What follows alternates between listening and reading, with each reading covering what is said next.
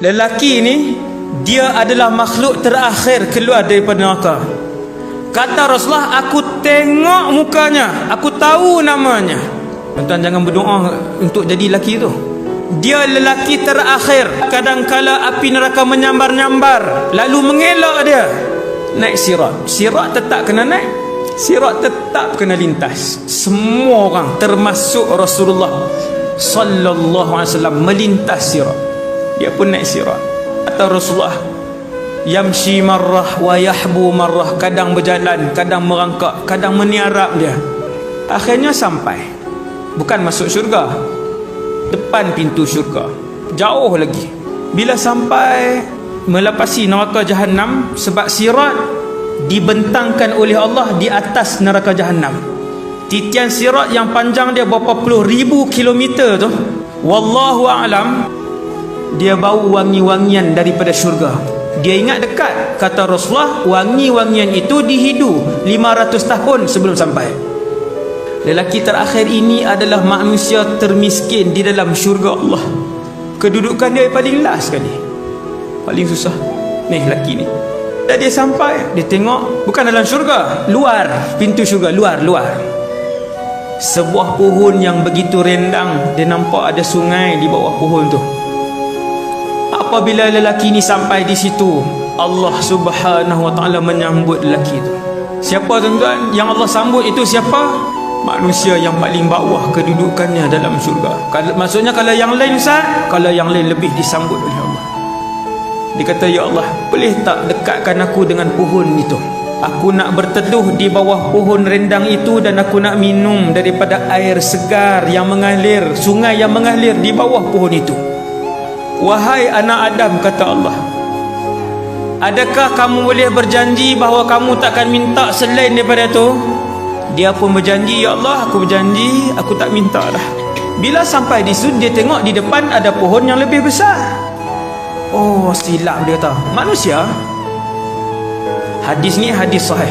Bila dia minta kali kedua, Allah pun tanya kepada dia, ya bna Adam, wahai anak Adam, alam tu'ahidni alla tas'alani ghairaha? Bukankah baru sebentar tadi kamu janji tak mau minta yang lain? Diam. Panggil orang jahat, orang salah, tunjuk kepala, diam. Salah tak? Salah. Tapi dengan siapa dia minta? Rabbun Ghafur, Tuhan yang Maha Pengampun. Lepas tu dia pergi yang kedua. Sampai dia di pohon yang kedua, dia tengok depan pintu syurga pohon yang lebih besar daripada pohon pertama dan pohon yang kedua. Tuan-tuan, waktu tu juga dia kata, ya Allah, boleh tak nak pohon yang tu? Last dia kata, Allah Ta'ala kata, ya bna Adam, abdi, hamba aku, alam tu'ahidni alla tas'alani ghairaha? Bukankah sebentar tadi kamu berjanji untuk tidak minta yang lain? Tunduk dia, tak cakap, orang salah. Allah Maha menyayangi. Yang inilah yang kita duk sebut setiap hari, Bismillahirrahmanirrahim. Bila dia minta, Allah Ta'ala bagi. Allah Ta'ala kata pergi, pergi. Dia pun pergi duduk depan pintu syurga. Bila duduk depan pintu syurga, ada apa tuan? Nampak dalam syurga. Bila nampak dalam syurga, dia pun minta. Dia kata, ya Allah, boleh tak nak masuk dalam? Manusia, subhanallah, Allah izinkan dia masuk dalam. Lalu setiap orang bila dia masuk syurga, kata Rasulullah, dia tahu di mana rumahnya lebih daripada dia tahu rumahnya di atas muka bumi. Syurga kan luas, istana kan banyak. Dalam syurga semua istana, tak ada rumah 2 tingkat. Semua adalah istana, rumah agam, istana yang besar. Setiap orang bila dia masuk syurga, dia tahu di mana syurganya. Nabi sebut lebih daripada dia kenal rumahnya di dunia. Tak payah beritahu. Laki ni masuk, dia pun pergi. Fawajadaha mal'ah, kata Nabi, dia mendapati syurga telah pun penuh. Dan sebenarnya Allah sengaja bagi dia nampak macam penuh. Tuan-tuan, maksudnya apa tuan? Allah sedang bergurau dengan lelaki ni. Fayukhayyalu ilaihi annaha mal'ah. Tu saya baca teks dia tu, hadis sahih. Diperlihatkan sengaja, Allah Ta'ala tunjuk seolah-olah penuh. Dia pun keluar, dia kata, ya Allah, penuh. Lalu Allah Ta'ala kata, masih banyak, masuk.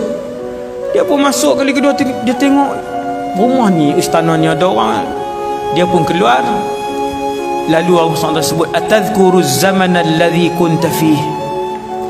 Bila dia keluar kali yang ketiga, Allah Ta'ala tanya dengan dia, adakah kamu ingat dulu waktu kemewahan kamu hidup di dunia dulu? Ingat tak dulu macam mana manusia mewah? Cuba kamu ingat dan bayangkan kehidupan termewah ketika kamu hidup dulu siapa? Dia pun bayang. Allah pun sebut kepada lelaki yang paling bawah kedudukannya dalam syurga ni, kata Allah, aku berikan kepada kamu sekali ganda dengan keadaan muka bumi aku. Satu bumi Allah Ta'ala bagi, satu bumi. Aku berikan kepada kamu 2 kali ganda kekayaan bumi. Aku berikan kepada kamu 3 kali ganda kekayaan bumi.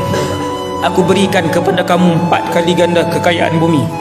Ketika Allah sebut asyrata ad'afid dunya, aku berikan kepada kamu 10 kali ganda bumi. Dia pintas kalam Allah ketika itu. Dia kata, atastahzi'u bi wa anta rabbul alamin. Wahai Allah, kenapa mempermain-mainkan aku sedangkan kamu Tuhan sekalian alam? Apa duk perli-perli macam ni? Dia ingat Allah perli dia, yang Allah bagi tu, yang Allah bagi asyarata ad'afid dunya, 10 kali dunia kepada lelaki itu. Dia ingat Allah main-mainkan dia, sampai dia hentikan perkataan Allah. Dia kata, kenapa pemainkan aku, perli-perli aku? Wa anta rabbul alamin, kamu Tuhan sekalian alam. Allah Ta'ala pun sebut kepada dia, inni ala ma asya'u qadir. Sesungguhnya apa yang aku sebut itu, itulah pemberian aku kepada kamu. Dan aku Allah, aku memberikan apa yang aku nak kepada hamba aku.